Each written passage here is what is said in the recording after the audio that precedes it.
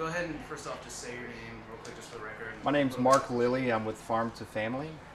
We have a local business here in town where we help support small farmers and distribute local seasonal meat, dairy, and vegetables.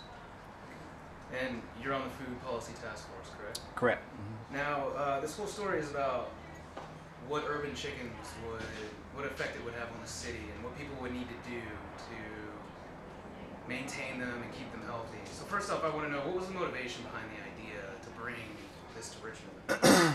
Well, it's something that a lot of cities are doing all over the country. It's nothing new. It's just the West Coast and up in like New England area and Midwest, they're more ahead of the curve than Richmond. So my job is to make people in Richmond food secure, and that means being able to travel the least amount of distance from your home to access food.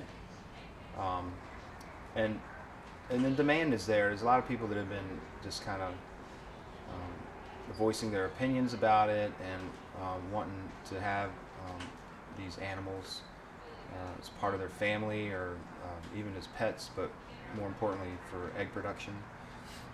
How many eggs would you say, well, how many chickens or hens would you need to provide for, let's say, a family of 4? Well, from a flock of hens, about a dozen to 2 dozen eggs a week you're going to get.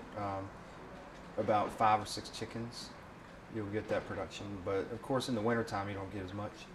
Why is that?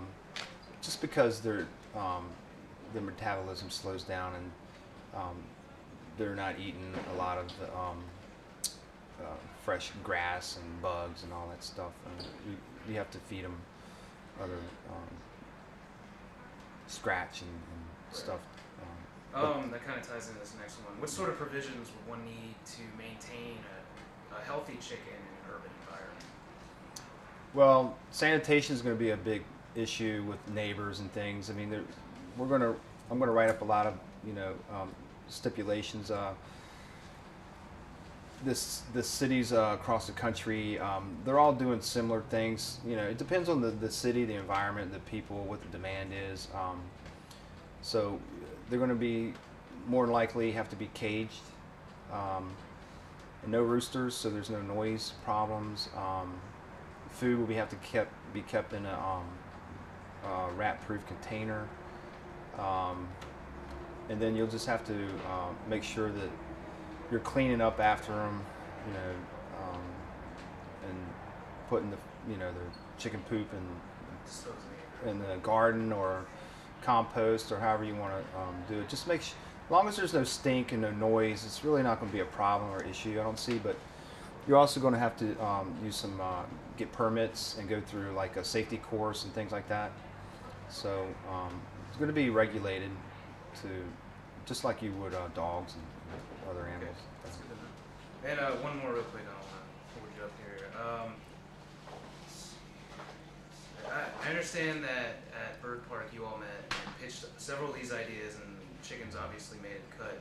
Are you going to propose that? How are you going to propose that to Mayor Jones? Is he the one you're going to go to, or what's the process going to be? Well, I think the process is just formulating a plan, and then that will get submitted to the city council and the mayor, and then they'll vote on it. So we need to put that plan together. Yeah, do you have a time frame for it? I haven't heard back from Dr. Graham yet. Okay. I'm assuming within the next month we'll formulate some kind of a plan and then hit it in. And Dr. Graham is on city council or yeah. task force? Okay. She works for the city. She's not on the city council, but she does work for the mayor. So, yeah. Cool. I mean, that's all I need. Thank you Okay. again for doing that.